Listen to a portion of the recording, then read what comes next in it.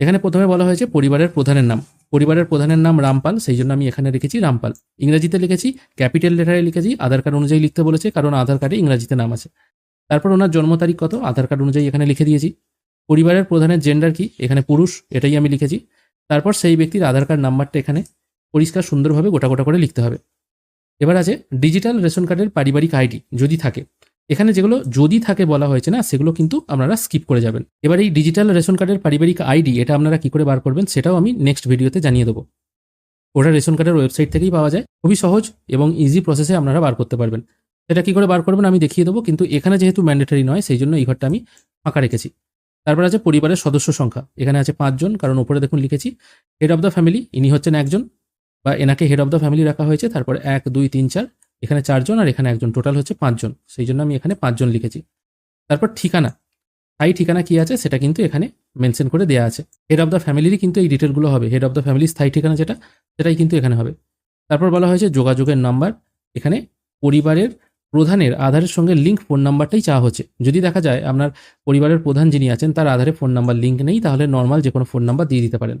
কারণ এই ফর্মের জন্য তাকে যদি তার হয়তো বয়স্ক তরুণ, তাকে হয়তো আধারে ফোন নাম্বার লিঙ্ক করতে যেতে হচ্ছে। আর এখন আপনারা প্রত্যেকেই জানেন আধারে ফোন নাম্বার লিঙ্ক করা কতটা কষ্টদায়ক, কারণ যেখানে আধারে ফোন নাম্বার লিঙ্ক হচ্ছে সেখানে কত বড় লাইন এটা আমরা সহজেই অনুমান করতে পারছি। এবারে চলে আসছি আসল জায়গায়, যেখানে আপনাকে ফিল করতে হবে অন্নপূর্ণা যোজনার জন্য কারা আবেদন করছেন, মানে পরিবারের কোন কোন মেম্বার অন্নপূর্ণা যোজনার জন্য আবেদন করছেন সেটা এবার এখানে ফিল করতে হবে। ফর্মের এই 9 নম্বর পয়েন্টেই কিন্তু এটা আছে, ঠিক আছে। এখানে পরিবারের প্রধান যিনি আছেন এই ফর্ম অনুযায়ী তিনি হচ্ছেন একজন পুরুষ, তাই তিনি আবেদন করতে পারবেন না, সেই জন্য হ্যাঁ এর পাশে আমি টিকমার্ক দেবো না। যদি আপনাদের বাড়ির প্রধান তিনি কোনো মহিলা হন এবং তার বয়স যদি 25 থেকে 60-এর মধ্যে হয়ে থাকে, তাহলে তিনি তো আবেদন করতে পারবেন। তিনি হয়তো লক্ষ্মীর ভাণ্ডার পেতেন, তিনি অন্নপূর্ণা ভাণ্ডারে যেতে চাইছেন, তাহলে তার ক্ষেত্রে কিন্তু এখানে হ্যাঁ অপশানে টিকমার্ক হবে। কিন্তু যেহেতু এই পরিবারে ইনি পুরুষ, সেই জন্য এখানে হ্যাঁ অপশানে টিকমার্ক হবে না। তারপর চলে আসছে সদস্য 1। সদস্য 1 তিনি হচ্ছেন রামপালের স্ত্রী, তার ডেট অফ বার্থ হচ্ছে 1960, অর্থাৎ তার বয়সও কিন্তু 60-এর ঊর্ধ্বে হয়ে গেছে। তিনিও কিন্তু অন্নপূর্ণা ভাণ্ডারের সুবিধা গ্রহণ করতে পারবেন না, সেই জন্য আমি এর পাশে টিকমার্ক দিইনি। আর এখানে কি লিখতে হবে, পরিবারের প্রধানের ডিটেল তো আমি ওপরেই দিয়ে দিয়েছি।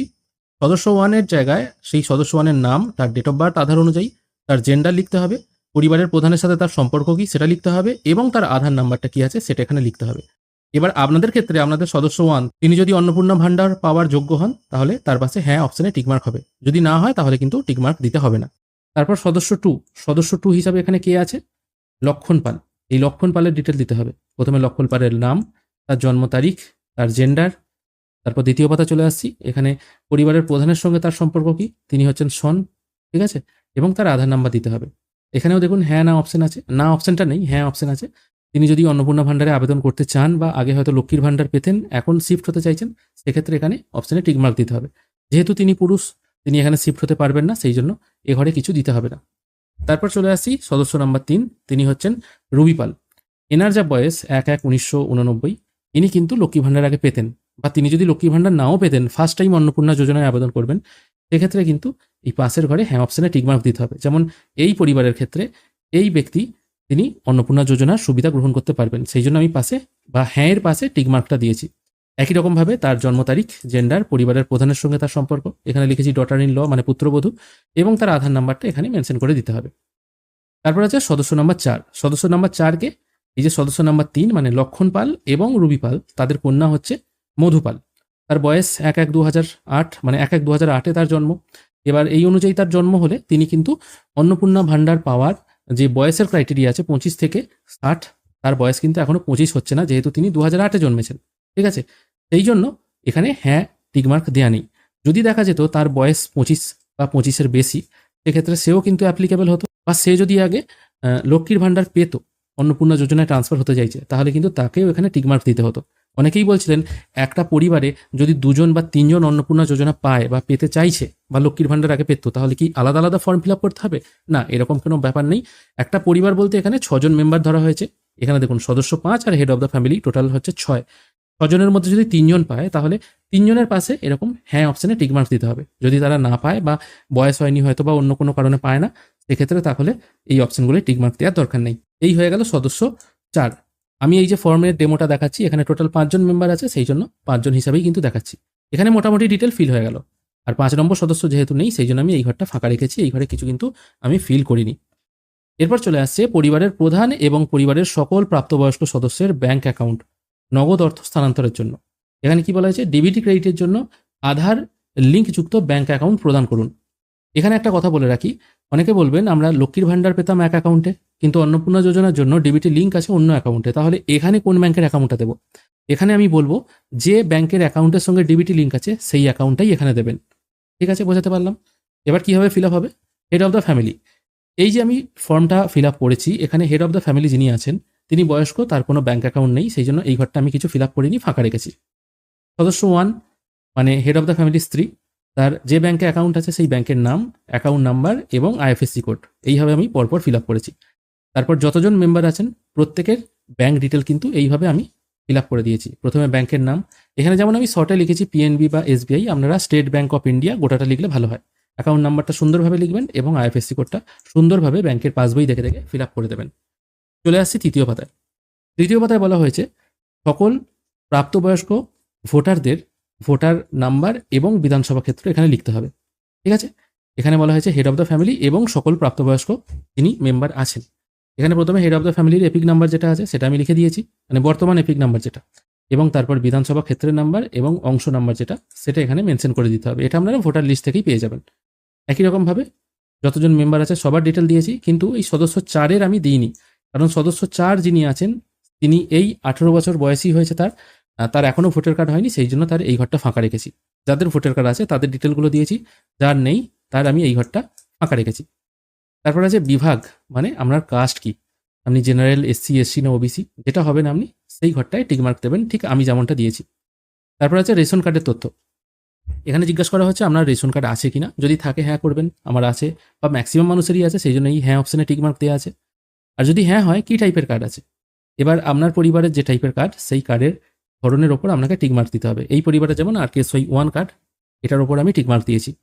তারপর জিজ্ঞাসা করা হচ্ছে এই পরিবার রেশন দোকান থেকে নিয়মিত রেশন তুলছে কিনা, এখানেও হ্যাঁ দিয়েছি, কারণ ম্যাক্সিমাম মানুষ রেশন তোলে। যদি আপনাদের ক্ষেত্রে না হয় তাহলে নায়ের ঘরে টিকমার্ক দেবেন। তারপর জিজ্ঞাসা করা হচ্ছে বাড়ির ধরন, আপনার বাড়িতে কি 3 বা তার বেশি পাকা ঘর আছে, যদি থাকে হ্যাঁ করবেন, যদি না থাকে না করবেন। এবার এই পাকা ঘরের ওপর আপনার কিন্তু অন্নপূর্ণা ভাণ্ডার আটকাবে না, এটা বলেনি যে আপনার পাকা ঘর থাকলে আপনাকে অন্নপূর্ণা ভাণ্ডার দেবে না, এটা কিন্তু ম্যাটার করে না। যদি থাকে সত্যিটা বলবেন, মিথ্যে বলার কিন্তু দরকার নেই।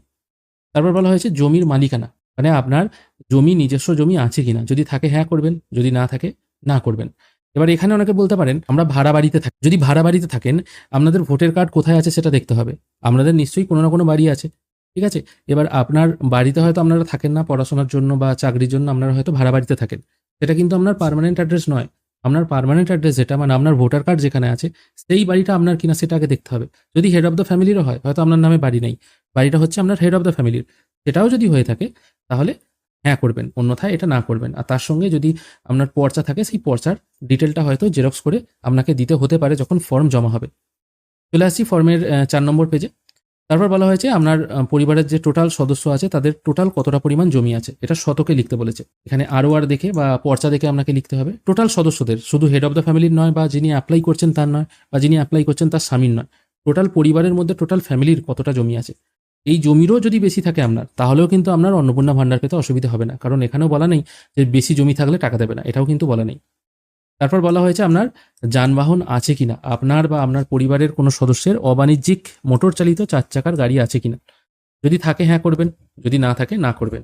আর যদি আপনার থাকেও, হয়তো আপনি আছে আপনি না করে দিলেন, সেটা করবেন না, কারণ এটা বলেনি যে 4 চাকার গাড়ি থাকলে আপনাকে টাকা দেবে না। যদি থাকে হ্যাঁ করে দেবেন, কতগুলো আছে সেটা লিখবেন এবং গাড়ির নাম্বারটা এখানে লিখবেন। যদি না থাকে না করবেন, এই পরিবারের নেই সেই জন্য আমি এটা না করেছি। তারপর আছে পরিবার ভিত্তিক সদস্যদের স্বাস্থ্য বীমা, ঠিক আছে। এবার এখানে প্রতিটা জিনিস মেনশন করতে হবে, যদি না থাকে তাহলে না করে দেবেন, আর যদি থাকে দেখা গেল আপনার হয়তো স্বাস্থ্যসাথী আছে তাহলে হ্যাঁ করবেন। আর যদি হ্যাঁ করেন তাহলে সরকারি বা বেসরকারি বীমার অঙ্ক বা প্রিমিয়ামের বিবরণ, যদি দেখা যায় যে স্বাস্থ্যসাথী কার্ড আছে, ঠিক আছে, তাহলে স্বাস্থ্যসাথীতে কত টাকা দেয়, 5 লাখ টাকা। এখনও স্বাস্থ্যসাথী চালু আছে, বলাই হয়েছে আয়ুষ্মান যতদিন না পর্যন্ত চালু হচ্ছে ততদিন পর্যন্ত স্বাস্থ্যসাথী চলবে, সেই হিসাবে এখানে স্বাস্থ্যসাথী চালু আছে এবং এখানে 5 লাখ আমি মেনশন করে দিয়েছি। এবং যতজনের নাম ওই স্বাস্থ্যসাথী কার্ডে আছে তাদের ডিটেলগুলো বা তাদের ঘরে কিন্তু টিকমার্ক দিতে হবে। এক্ষেত্রে যেমন হেড অফ দ্য ফ্যামিলি সদস্য 1 এবং সদস্য 2 এই 3 জনের নাম কিন্তু আছে, সদস্য 3 এবং সদস্য 4 তাদের কিন্তু নাম নেই, সেই জন্য কিন্তু আমি এই ঘরগুলো টিকমার্ক দিইনি। এবার আপনাদের যদি থাকে সেগুলো টিকমার্ক দিয়ে দেবেন। তারপর আছে পেশা। তারপর বলা হচ্ছে কোনো সদস্য কি আয়কর বা কোনো পেশাগত কর প্রদান করেন, মানে প্যান বা পি ট্যাক্স যদি দেন, যদি হ্যাঁ থাকে হ্যাঁ করবেন, যদি না হয় নো করে দেবেন, এটা আপনাদের ইচ্ছে। এর সঙ্গে